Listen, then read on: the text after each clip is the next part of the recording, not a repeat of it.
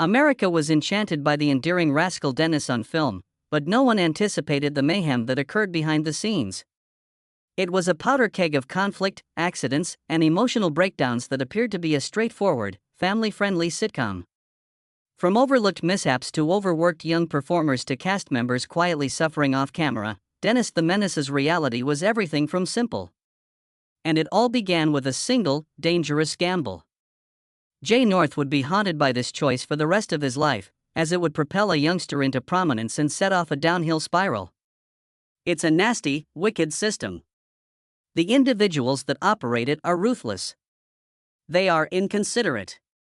At CBS, a new concept started to take shape during the primetime heyday of American television, when clean children's shows and family comedy dominated the schedule. The network needed something new, a family sitcom that was more energetic and mischievous than Leave It to Beaver. Menace the Menace, a sitcom based on Hank Ketchum's comic strip, was the solution. Newspaper readers were immediately captivated by the cartoon's mischievous little boy in overalls, slingshot in pocket, and a grin that foretold Mr. Wilson's impending fate. However, it was more challenging than anticipated to bring a comic strip to life on screen. It wasn't only a nice face the studio needed. A child with the perfect amount of charm, wildness, and cuteness was needed to carry a whole series. There were plenty of young actors to choose from. It's ironic that Jay North, who would eventually land the part, was initially fired. He was considered by executives to be too quiet, too restrained, and possibly too well-behaved. Screen Gems studio executives, however, came to a realization. Pre-made child stars were not what they desired. They desired a new person they could manipulate. With his soft-spoken demeanor and big eyes, Jay North became their blank canvas. Even at the age of 6, he was being thrust into a limelight that he had not requested. His legal guardians, his aunt and uncle, were keen to see him succeed. Menace the Menace appeared to be their lucky charm. Following Jay's casting, production swiftly increased. In order to fit the comic strip's joyful anarchy, sets were constructed, scripts were completed, and the tone was carefully chosen. Nostalgic for adults, enjoyable for children. However, fissures were already visible before the cameras rolled. Jay wasn't inherently boisterous. A shy and introverted youngster, he favored quiet time to making mischief off camera. It went unnoticed by producers. As long as he made Menace come to life on screen, Jay's comfort was irrelevant. Nobody understood that there would be consequences if a child was constantly pushed so far from his true self. Menace the Menace may have had a picture-perfect appearance, but below it was a little child who was already being drawn into something completely out of his control. Jay North became a household name at the age of 6. His face was the type casting directors favored on paper. Bright eyes, a cherubic smile, and just the perfect amount of mischief to be the part. However, there was a boy who didn't want any of it beneath the smile. Stardom was not Jay's dream. He preferred to be by himself with a book or a sketchpad because he was quiet and introverted. But he became America's most famous child, Menace the Menace, overnight. As soon as he started, Jay was forced to play a part that didn't feel like him. Menace was crazy and full of energy on screen. Off-screen, Jay was reserved and sensitive, finding it difficult to comprehend why he had to act in a certain way. However, the pressure never decreased and the camera continued to roll. Menace, or Jay, was not permitted to have a bad day because the network had placed a large wager on the show's success. His guardians, an uncle and aunt, oversaw every aspect of his early years. They were in charge of managing not just his care but also his reputation, earnings, and career. Later on, Jay said they were emotionally cold and inflexible. Support was scarce. It was very impossible to feel comfortable, and it was strictly forbidden to show signs of tension or annoyance. Jay was denied the opportunity to be a child in a society that treated young actors like miniature professionals. He received reprimands if he missed a line. They instructed him to keep going if he appeared exhausted. No pauses for concern or developing pains were allowed. Jay had to perform, whether he wanted to or not, and the Menace character had to be the star. The cracks soon appeared. Jay became more reserved in between takes, frequently avoiding eye contact or remaining by himself. The real youngster was withdrawing deeper into himself off camera, while he continued to make jokes on TV. Though few ventured to speak up, others could see the difference. He felt so alone, and that hurt the most. No one bothered to inquire about Jay's coping mechanisms, but everyone liked Dennis. Despite being the show's face, nobody seemed to realize how slowly it was destroying him. And as the strain increased, the environment around him started to change into something that was much harder to survive. For domestic viewers, Dennis the Menace's set appeared to be a picture-perfect representation of suburban life. Each episode was packed with happy family moments, immaculate kitchens, and well-kept lawns. However, the truth behind the camera was much less appealing. In reality, what appeared to be casual fun on film was a strictly regulated, high-stress setting. The feeling wasn't unique to Jay North.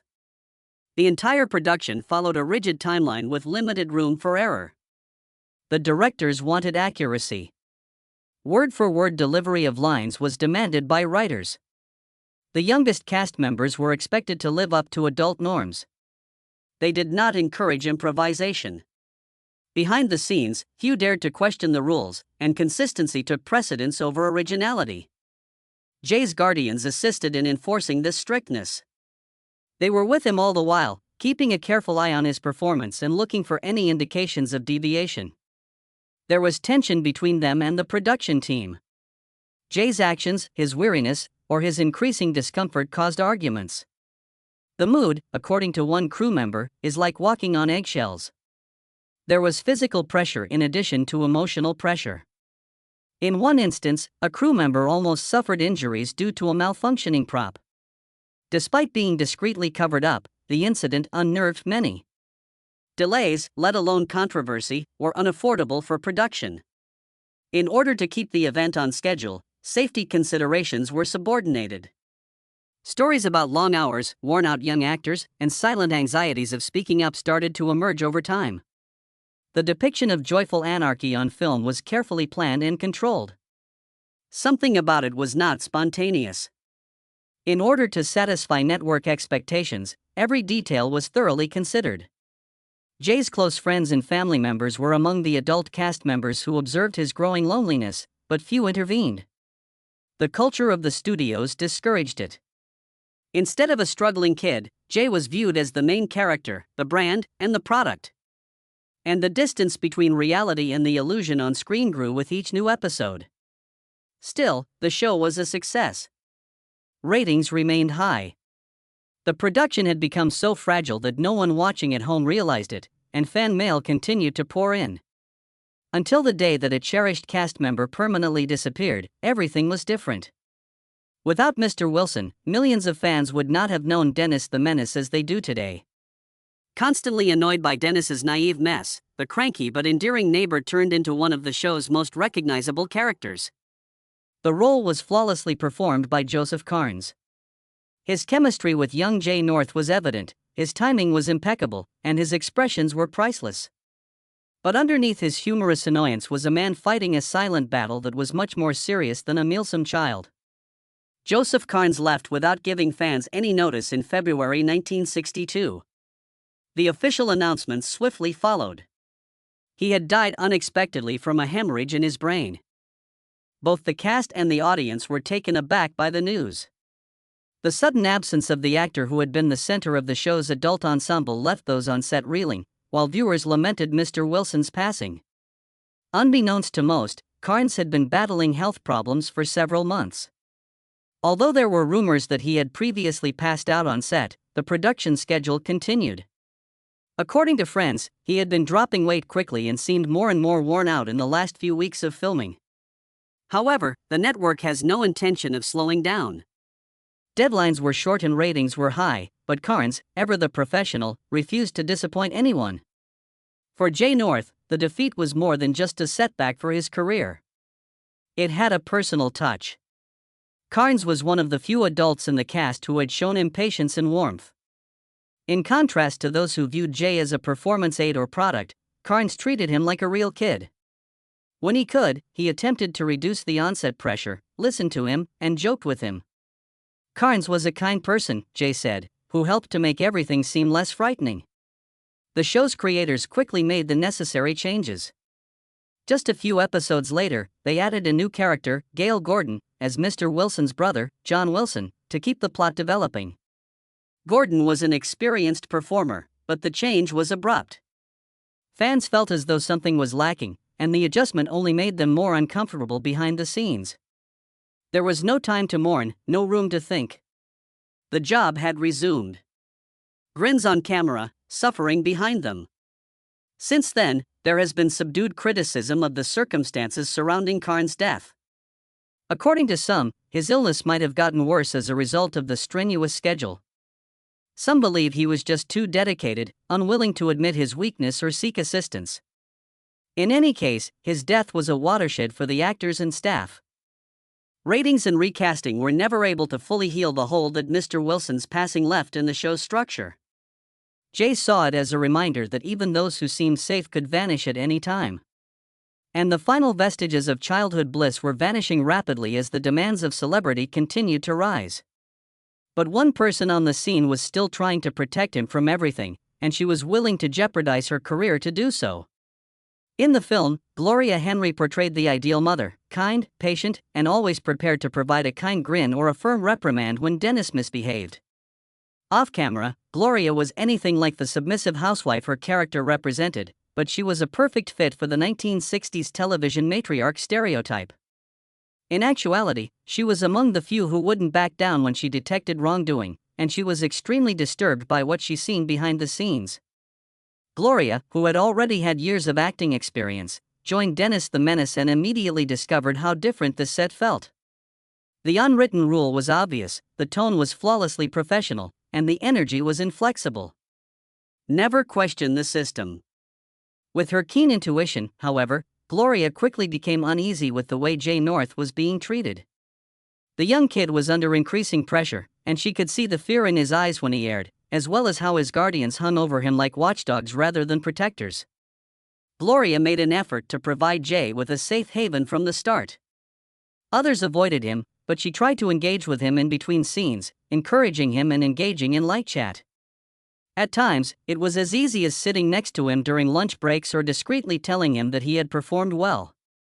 Jay subsequently said that he only ever felt like a human and not just a character during those few moments with Gloria. The higher authorities did, however, take notice of Gloria's efforts, and not in a positive way. She faced reprimands for questioning certain scripts that made Dennis the target of increasingly scathing jokes. She was warned to cease interfering by producers, who reminded her of her role. According to reports, she was once told that if she persisted in resisting, her role might be completely written out. The threat was well thought out and almost succeeded. She refused to back down, though. Gloria refused to keep quiet because she thought the show was slowly ruining Jay. She might not be able to alter the system, but she might at least act as a safety net, refusing to turn a blind eye to a child's suffering. Her advocacy was significant, despite its subtlety. Gloria Henry was later credited by Jay North as one of the few individuals on set who truly showed him care. Her influence eventually contributed to a few small advancements. The scripts became softer. At least one adult did not treat Jay like a product, and he was allowed a little more break in between takes, even though the setting was still demanding overall. Decades later, Jay spoke deeply about Gloria's support in interviews, describing her as the only person who truly cared about my feelings. However, despite her silent opposition, the harm had already been done. Jay's weariness was evident as the show's last season drew closer. He was no longer just worn out. He was losing his mind. And now he was being squeezed from all sides by the very stardom that had made him famous. It was about to collapse. No one was prepared when it did. The indications became unavoidable as Dennis the Menace entered its last season. Jay North wasn't only having difficulties. He was hanging on by a thread. A gradual loss of happiness has developed into a full-blown emotional fatigue.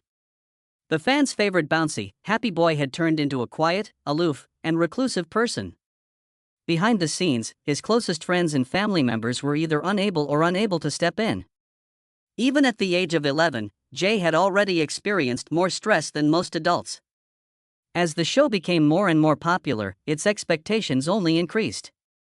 Expectations that he would play Dennis both on and off screen increased, as did the number of promotional appearances and the length of the filming days. He was paraded in front of fans, flown across the nation to attend events, and urged to constantly be true to his persona. Older cast members and crew would subsequently remember how different he had become, even when he was exhausted, ill, or pleaded for a break. Between takes, he stopped making jokes. He didn't really engage with other kids. Even though he hoped no one would hear him cry in his dressing room on certain days, the cameras continued to record. Later, Jay recalled those years as being like being imprisoned inside a beloved character as the actual boy quietly vanished. The fact that he felt so alone only made things worse. The more reclusive he became, the more his producers and guardians perceived it as a lack of professionalism or attitude. Instead, they stepped up their efforts. It was advised that he stop whining, be thankful, and get in shape. It is said that his guardians, who served as both his caregivers and business managers, disregarded his emotions as being immature. They weren't interested in the boy behind the brand, they were focused on the money, the contracts, and the upcoming season. In an attempt to get a relief from making the same mistakes over and over again, Jay once became so overwhelmed that he started purposefully ruining takes. Instead, he received additional pressure and reprimands. It was said that he was challenging. Actually, he was eager for someone to realize that he was losing his mind. The set was not the only casualty. Jay was treated differently at school. His classmates did not view him as a peer, but as a celebrity. He had trouble forming friendships. He said that teachers showed him preference, which just made him feel more alienated. He once remarked that he felt as though he was living in two different worlds, one where he was adored by strangers and another where no one knew him well. Following the conclusion of the last season, the show's producers started looking for new ideas. The ratings had somewhat declined. Dennis's character appeal was diminishing as he grew older. Jay, however, felt no relief. It made him feel abandoned.